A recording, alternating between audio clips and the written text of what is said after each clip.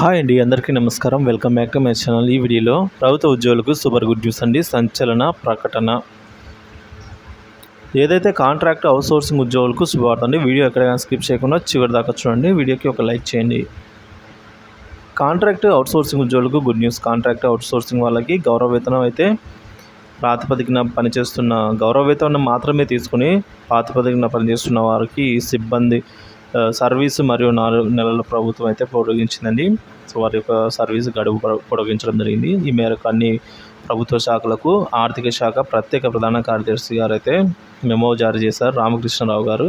So వీరి service ఈ ఏడాది మార్చి 31తోనే అయిపోతూ ఉండగా జూలై 31 వరకు అనుమతిస్తూ పేర్కొన్నారు. సిబ్బందికి సకాలంలో వేతనాలు చెల్లించాలని సూచించారు. ఇదిలా ఉండగా రైతు భరోసా, రుణమాఫీ, రైతు బీమా పథకాలకు 2 నెలల్లో 30,000 కోట్లు అవసరమవుతాయని ప్రభుత్వం అంచనా వేసింది.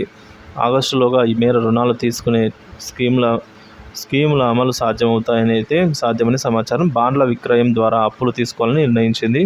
అయితే ఏప్రిల్, మే నెలల్లో 8,246 కోట్లు సేకరించగా మరొక 2,000 కోట్లు 3 రోజుల్లో తీసుకోనుందండి. ఈ ఏడాది కోటాలో మరో 30,000 కోట్లు అయితే ఆర్బీఐకి అంగీకారం వస్తుందా అనేది అయితే ప్రశ్నాకరంగా అయితే మారిందని చెప్తున్నారు. సో ఇది అండి ఇప్పటివరకు ఉన్న తాజా సమాచారం. సో మొత్తానికైతే అవుట్సోర్సింగ్ కాంట్రాక్ట్ మరియు అవుట్సోర్సింగ్ ఉద్యోగులకి ఈ విధంగా వారి పదవి కాలాన్ని అయితే